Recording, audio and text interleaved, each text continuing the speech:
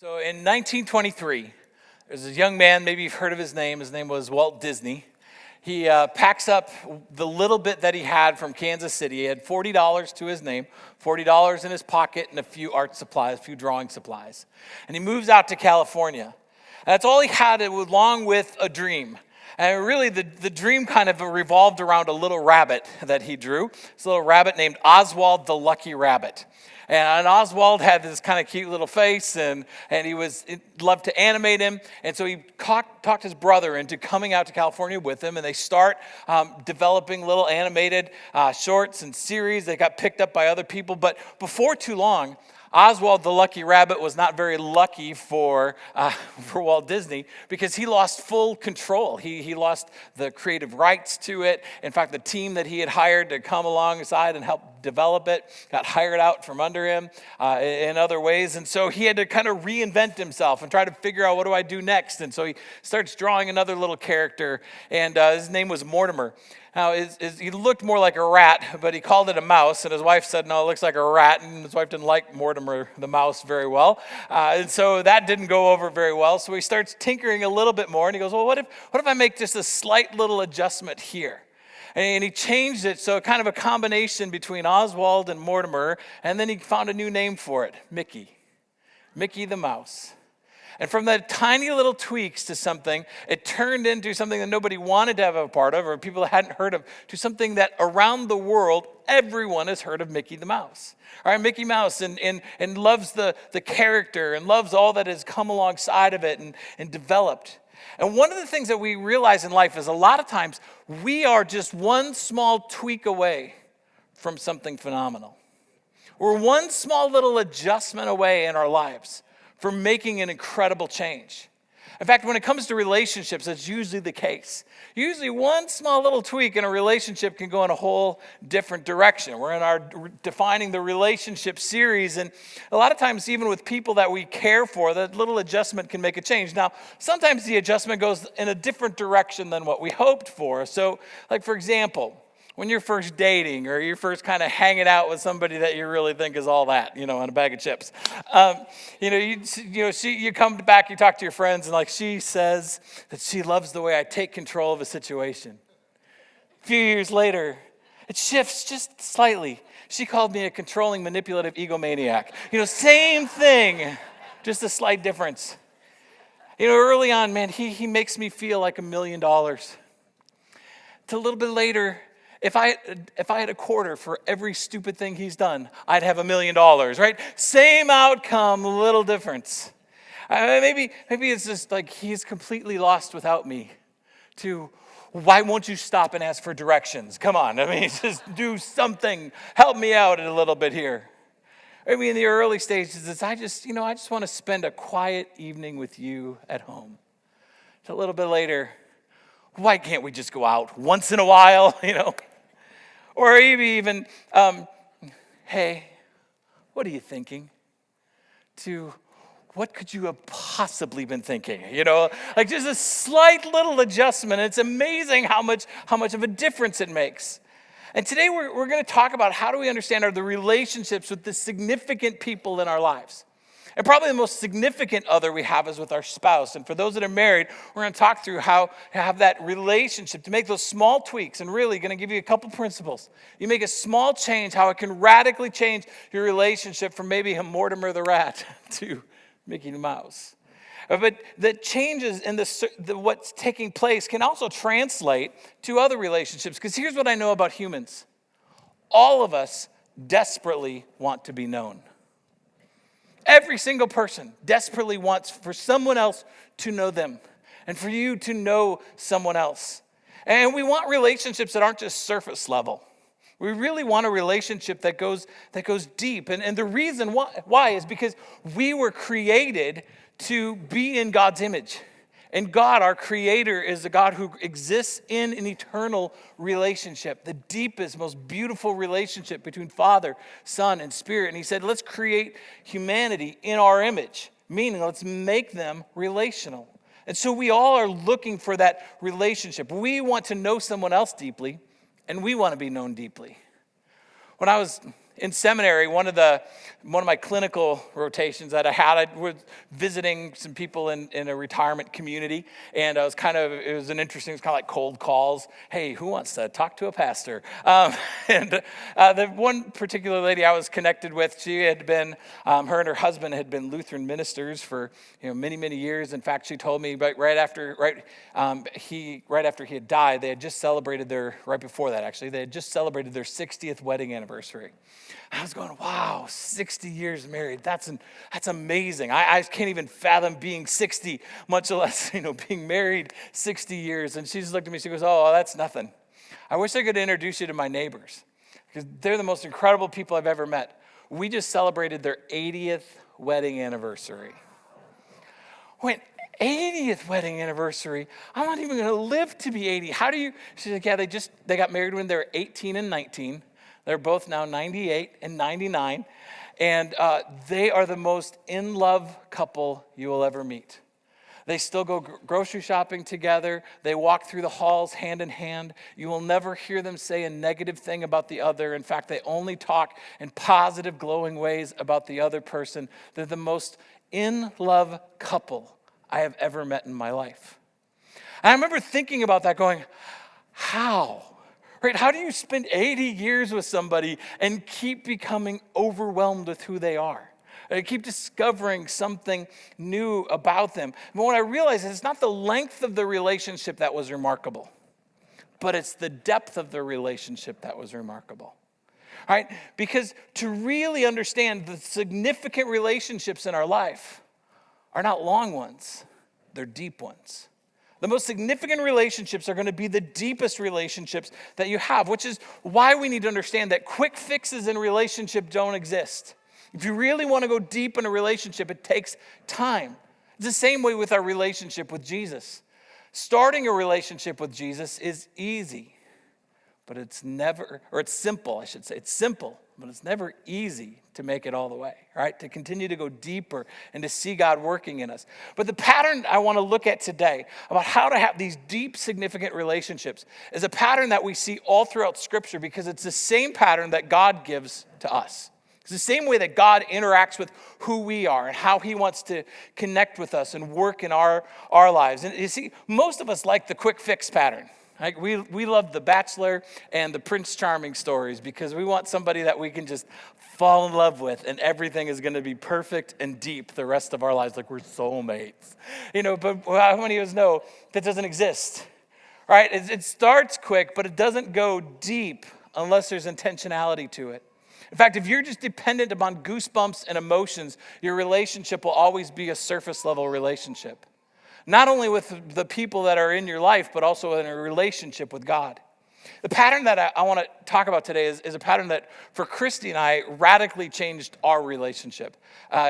Some things that I came across several years ago, and we've been working to try to implement this. I remember reading a book by the Balswicks, who are professors out at Fuller Theological Seminary, and some other pieces, putting a kind of a simple pattern together that really, if you make a small adjustment in your relationship, it can take you from that little wrinkly-nosed rat to the cute little mouse. That small tweak that changes everything. In fact, the pattern that I want to give you is really, it's just a simple spiral. It's starting somewhere, and like a drill bit, right?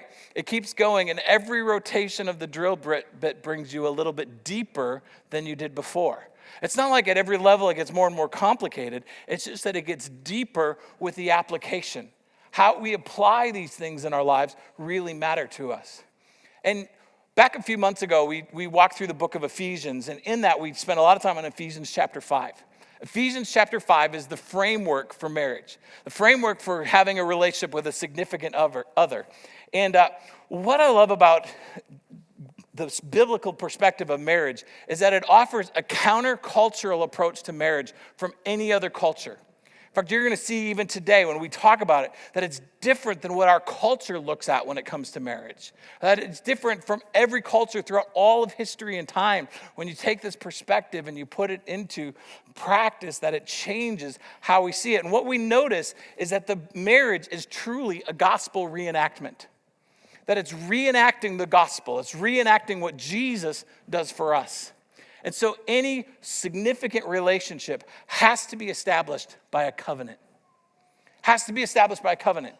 Remember, a covenant is not a contract. A contract is something most of us know about. It's a 50-50 agreement, right? It's I will agree to do this if you agree to do that.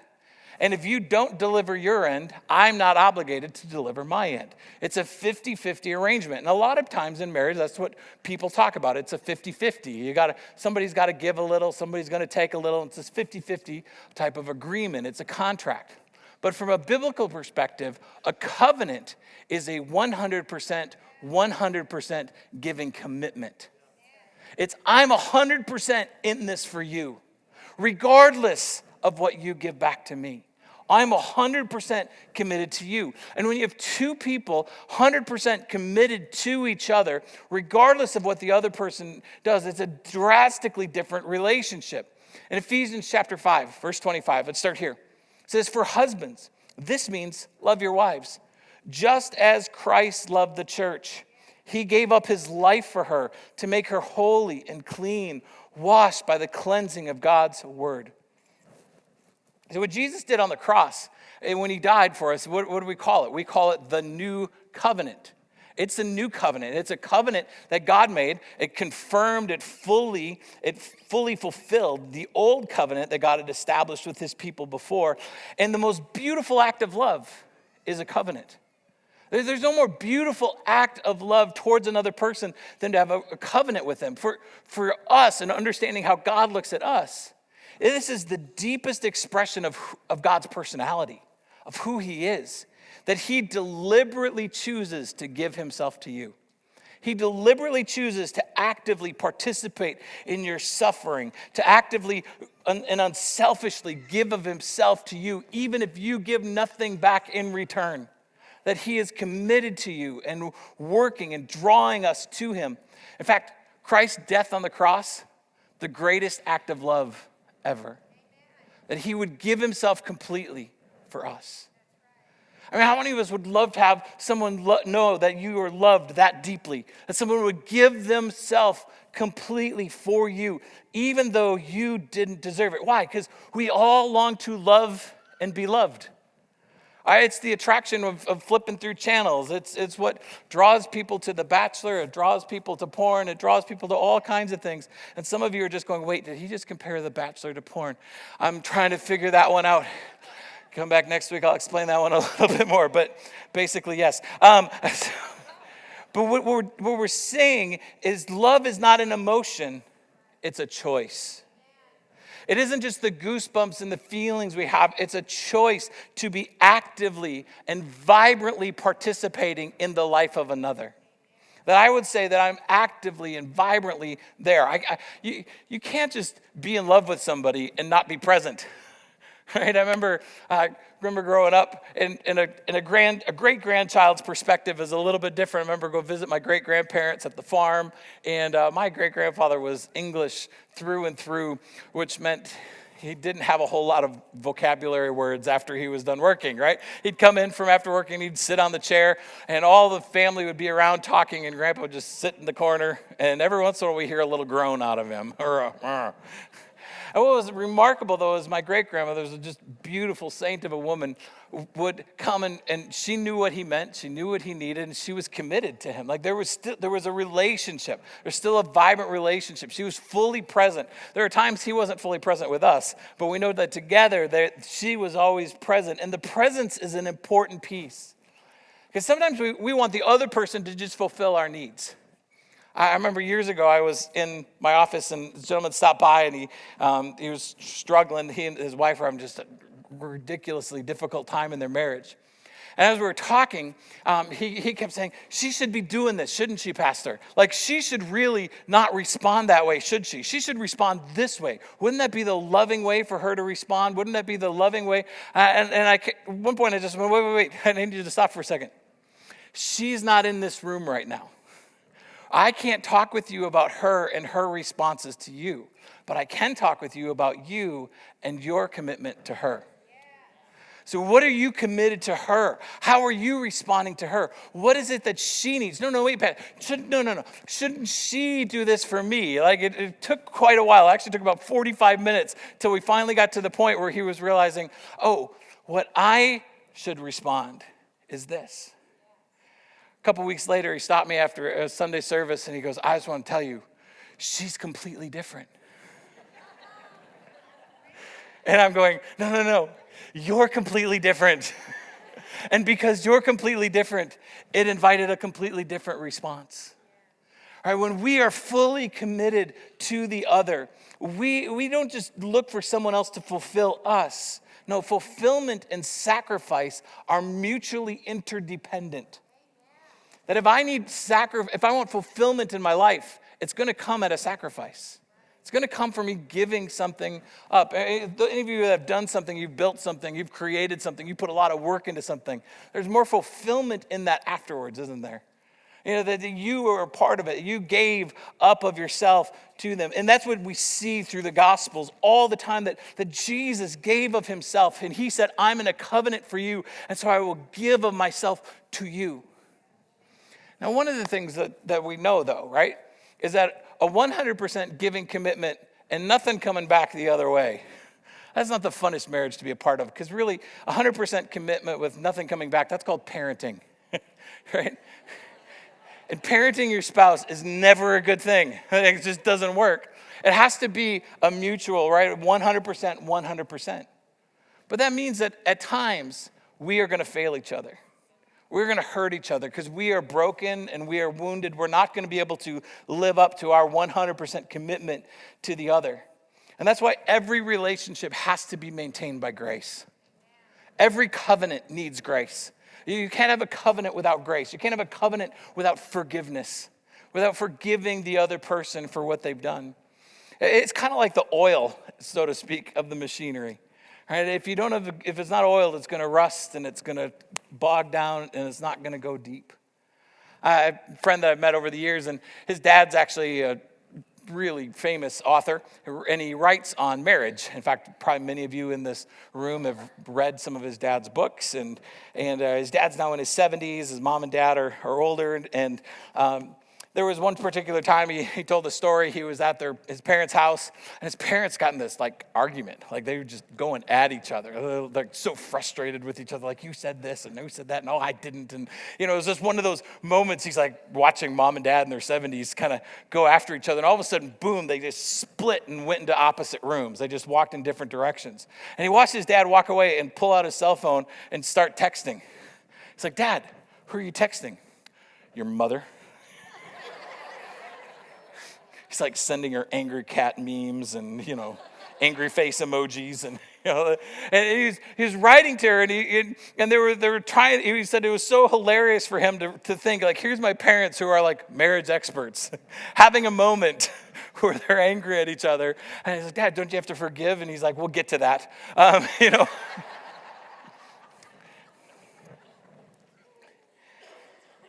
But Jesus models this perspective to us beautifully in Colossians chapter 3, verse 12. Since God chose you to be holy people that he loves, you must clothe yourself with tender-hearted mercy, kindness, humility, gentleness, and patience. Make allowance for each other's faults and forgive anyone who offends you. Remember, the Lord forgave you, so you must forgive others.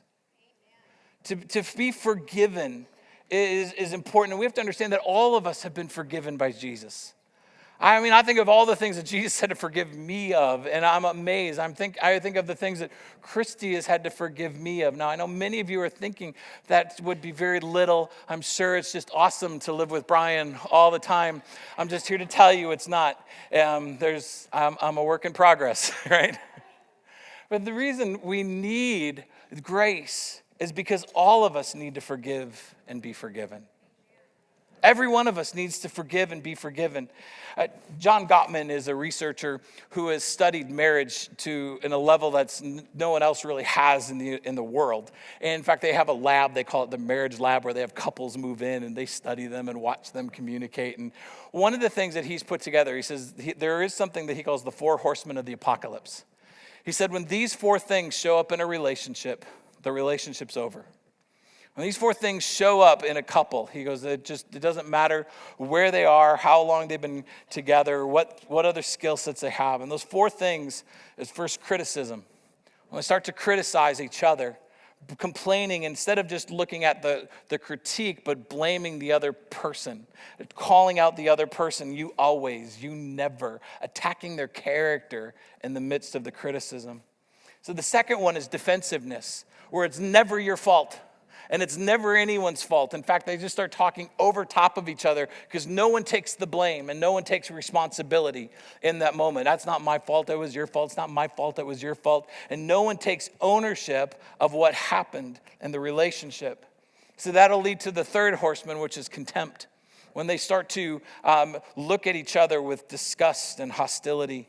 You'll see them roll their eyes at each other with sarcasm is just dripping on every little word behind each other's back and in front of each other. And he said, and the final one is stonewalling, where they just don't talk.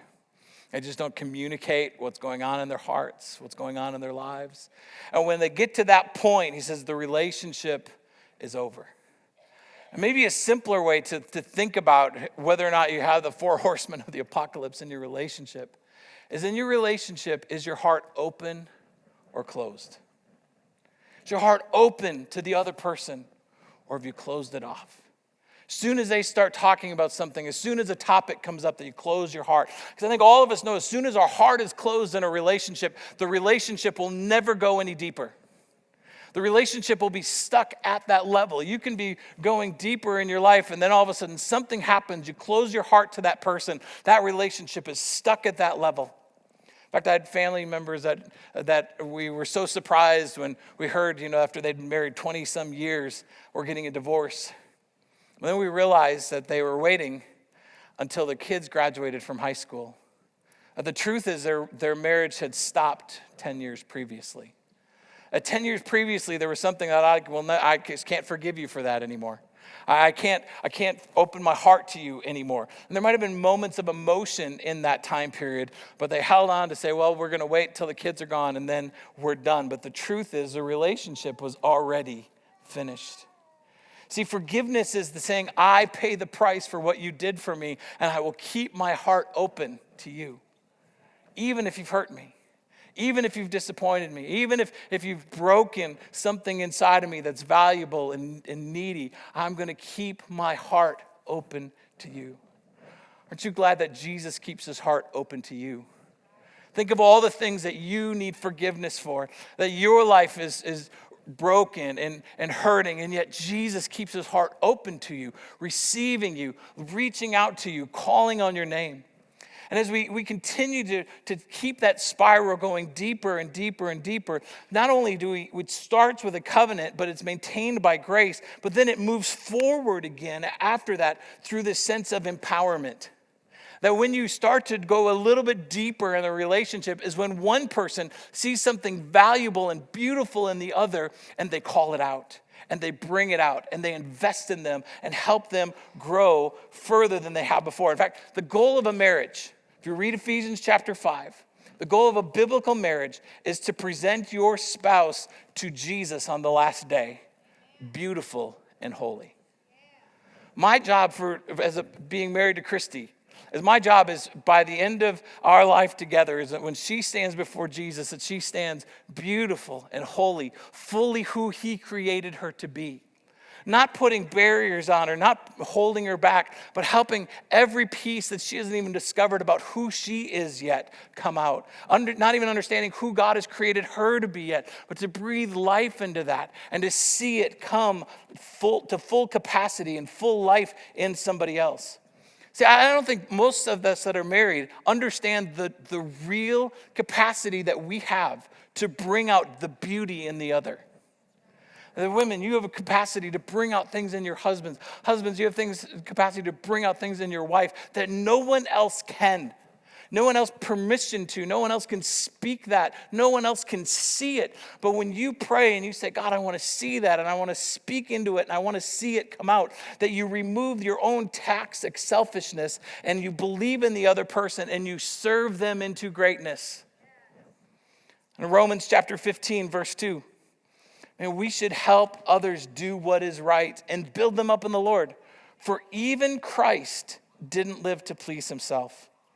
And when we breathe into others, when we see their needs instead of just our own, because we all need to serve and be served. All of us. To have a deep relationship, it requires you to serve and be served. If you're in a relationship where you're not serving each other, you're not going to go very deep in that relationship, are you? In fact, this is something I wish I did better at. I really do. I wish I was better at this. There are so many times I am an absolute idiot on these kind of things, because like all of us, we tend to be driven more to control and criticize.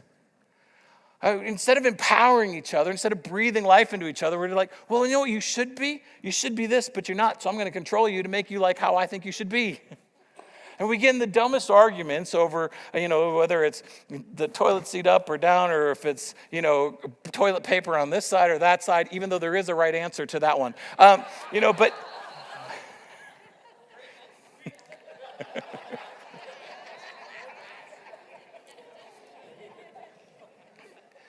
But what we do is we say, I'm going to take control of the situation, and I'm going to criticize you for wrecking my life, as opposed to empowering the other one to become holy who God created them to be. Now, next week, we're going to talk about the fact that benefits and blessings are always conditional in a relationship. Right? There's a biblical thing. We'll talk about that next week. But we're talking about being focused on preparing the other person to stand face to face before God. That's when everything changes. In fact, for Christy and I, we had a long talk about this years ago because we realized there were some things that the state of the relationship we weren't empowering each other really well. And one of those things came from just the fact that, I'm a guy, and a lot of times I'm a knucklehead, and I have 3 sons. So she is just surrounded. And at that point, I think our dog was a boy too. And, she's just surrounded in a household of men. And as guys, we don't talk very well. And in fact, I would come home after a long day and said, my words are finished. I've used up all my words. I have no more words today.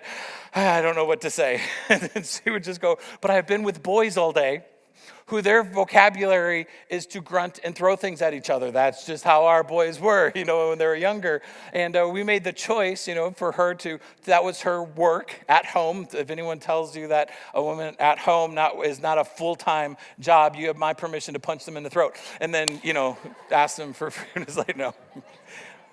But in that, we talked and said, okay, we need to empower. And so one of the things that we started changing is our Friday night schedule. So Friday nights, she was going to go scrapbooking. And we knew that really scrapbooking had nothing to do with putting pictures on a page. It had everything to do with the amount of conversation that took place while she was doing that activity. And, so I'd have people go, well, you're staying home, you're babysitting on a Friday night? And I'm like, no, I am not babysitting. I am fathering and being a husband in this moment. Right, I am speaking life into her and breathing life into her into this moment because she's valuable and this is something that she needs. See, when you give up your rights to benefit another, it's one of the most divine acts that you can do. When you give up what you have a right to say is yours, but you give it for the benefit of the other, that is a divine act of love. In Philippians chapter 2, Paul's writing to the church there, and he says in verse 6, he says about Jesus, he says, though he was God, he did not think of equality with God as something to be clung to. Instead, he gave up his divine privileges, took on the humble position of a slave, was born as a human being, and died on the cross for us. When we give up for the sake of others, when we pour into others, it's a divine act. It's a beautiful act. And what takes place after we have a covenant and then we kind of deepen it we keep it moving because we forgive each other and we empower each other and we breathe life into each other, it then leads to a deeper level of intimacy. It then opens the door to intimacy. Now, intimacy is a funny word in our culture. Right, because for most people, intimacy is just a sexual term, but it means that it's the raw, uncovered, vulnerable me. It's the piece of me that I'm afraid for other people to see. This isn't a physical dynamic, but we can picture it in a physical dynamic. In fact, there are a lot of people that sometimes utilize sex thinking that if I'm vulnerable physically, then somebody else will be vulnerable to me emotionally in return, but it doesn't work that way, does it? Right? It's the emotion, it's the vulnerable part of who we are that's critical. But the problem is too often we put up shields and fences and barbs and we protect ourselves because the inner part of us is so fragile. It's kind of like on a honeymoon night, and one of the others, one of the two couples comes in and they're dressed in full fireman outfit protection, like they've got the shield and the helmet and all the layers of clothing, and they're fine if they walk into a fire. But it's not real good to open up and be vulnerable and be present fully to another person. But how many of us emotionally put up that much shielding between each other to not really open up ourselves to the other person? In 1 John chapter 4, John writes this beautiful story. In fact, it's one of the most beautiful sections of all the things that he wrote. And he wrote many incredible things. And he says this in verse 16. He says, "We know how much God loves us, and we have put our trust in his love." God is love. And all who live in love live in God. And God lives in them. And we live in God, and our love grows more perfect. So we will not be afraid on the day of judgment, but we can face him with confidence because we live like Jesus here in this world. So love has no fear because perfect love expels all fear. If we are afraid, it is for the fear of punishment, and that shows that we have not fully experienced his perfect love. We love each other because he loved us first. True intimacy removes fear. Fear is removed. You no longer have secrets. There isn't a part of you that, well, maybe they'll question my motives. Maybe they won't like me if they really knew what I thought. Maybe if they really knew what I was thinking. And when you remove fear from a relationship, you communicate so differently. You can communicate openly. You can listen attentively. You know that the other person values you and protects you. So even if you share something that's vulnerable and you haven't processed it fully, you don't know how it all plays out, you can trust them with the most sensitive, delicate parts of who you are. That they'll come around you and they'll protect it. That it won't be used against you, that it won't be shared outside of this protected environment. You see, we were hardwired for vulnerable love. But because of sin, we've learned fear and shame. And we have to unlearn fear and unlearn shame in our relationships. In Genesis chapter 3, God is down in the garden after Adam and Eve had sinned and they had taken the fruit and they had violated what he had set up as barriers and boundaries for them. And he looks and he's walking through the cool of the night and he says, "Adam, where are you?" And in that moment, Adam cries out, he goes, I'm afraid because I'm naked. So I hid. And God said, "Who told you you were naked? Did you eat of the fruit that I told you not to?" See, we had to learn to be fearful. We had to learn shame. And the deepest relationships are those relationships that go deep into trust and security. All right, all of us long to be known and to know someone else. We long to know and to be known. That's what we desire. So we started this whole conversation with. We long to know and to be known. But in order to know and be known, we have to have a relationship that is founded on a covenant that I'm 100% in for you. You have to know that then there's going to require grace and forgiveness for that to take place. And when that takes place, it's going to increase the level of empowering each other. And when you do breathe life into each other, you know you can trust the other person and open up a little bit more, and you can be known, and intimacy sets in. The beautiful part about the illustration, about having it as a spiral, is in that every time around it deepens it a little bit more. Let me give you a real practical example. Several years ago, Christy and I it was date night for us, and we had not had a date night in forever. Like life and kids, it just hadn't happened. And so I'm like, we're going to do this. We're going to make it special. And during that day, I got a phone call that someone in our church had passed away, and everybody else was on vacation. It was just me. And so there was a funeral that I had to be a part of. And so I called Christy up and said, "You know what?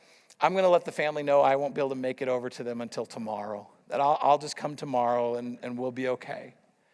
And she just stopped me. She's like, no, wait a minute. I love the fact that we had this date night planned. But you are so good in those settings. You are so good in those moments. You need to be there.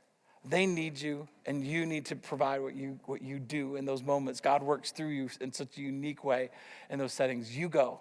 We'll reschedule, and this is going to be fine. I walked away from that conversation, and here's what happened. My wife is committed to me. She forgave me. She empowered me, and oh my gosh, do I love her. How deep, how incredible is she? And my heart opened up to her in a way that I hadn't opened up, and it reinforces the covenant that we just had before. So in 5 minutes, our relationship got that much deeper. All right, and it's the depth, it's the amount of times that we keep going around that process, that we never stop moving around that process, that we remind each other we're committed to each other, that we remind each other we forgive each other, that we speak deeply into each other's lives and empower each other and have that level of intimacy and not having any secrets. But here's the problem, is too often something happens and we get stuck. Something happens and we're like, you know what? Until you give something in return, I'm not giving anymore. I've given all I can give. You need to give something back. Or you've done this too many times. I just can't forgive you for it. I just can't let that go. That is just always there and I can't forgive you for it. Or no, I need to understand what's happening and I'm not going to let you go. Why would you do that? You might leave me if I let you go. Or I need to know these things. We control each other instead of empowering each other and releasing each other. Have to be by each other all the time. We don't trust the other person. And then we limit. We're like, but there's a secret in my life. I can never let you know about this secret because if you knew this, it would wreck everything. And we, especially those that are married, you've got to take time, and what I'm hoping happens this week is that you'll have a conversation at some point in this week, and you'll take those 4 simple little principles, and you'll go, where have we stalled out? Where have we stalled out? Where are we having a conversation that we need to address how we're committed to each other? Where we need to, because I'm telling you, that one little tweak can change everything, just like taking from Oswald the Rabbit to Mickey Mouse.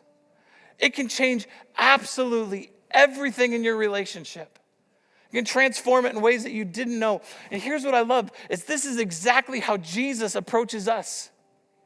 That Jesus comes to us and he says, I have made a commitment to you. I have a covenant to you that I am yours, that I'm chasing you, that I'm committed to you no matter what, that I will forgive you no matter how many times you fail me, no matter how many times you break my heart, I will forgive you. And in fact, I will empower you with the Spirit of the living God. I will breathe life into you and encourage you. And I want to open up your heart to know the deepest, darkest secrets of your life and the most difficult, painful, suffering moments that you walk through, and I will be there with you. When you understand that Jesus loves you like that, it gives you the opportunity to reenact the gospel with this most significant person in your life. To look at the person that you love and say, that's the way I'm committed to you. The way that Jesus is committed to me, I'm not even going to do it half as good as he is. But that's how we're going to chase it. So that after 80 years, oh Lord, I'm not even going to live that long. But after 80 years, we're going to be that much deeper. I want to invite Christy to come and join me on the platform. Because as we're talking about these relationships with significant others, there's no one more significant in my life than Christy. There is no one. And to have that type of significance means you to have that type of love and a commitment. And do we have it all together? Oh gosh, no. Right? No. We're ridiculously real and vulnerable and broken in so many beautiful ways. But we've had lots of conversations and we go through lots of times where there's times even in preparing for this week and next week that we had some tough conversations. I remember one point we had a tough conversation. I walked away and she chased me and she goes, you need to hug me. That was a hard conversation. You're right, because I'm an idiot. Let's just have that be established right now in front of everybody.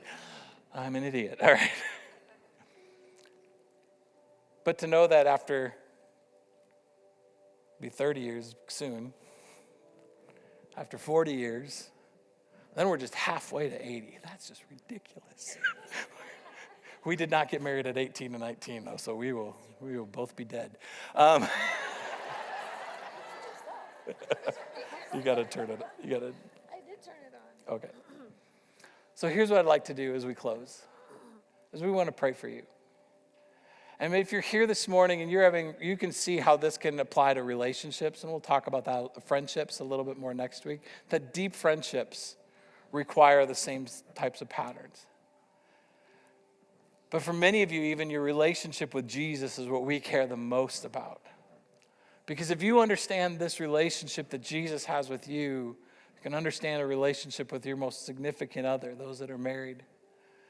That this is the person that you need to pour life into, encourage each other, and love each other.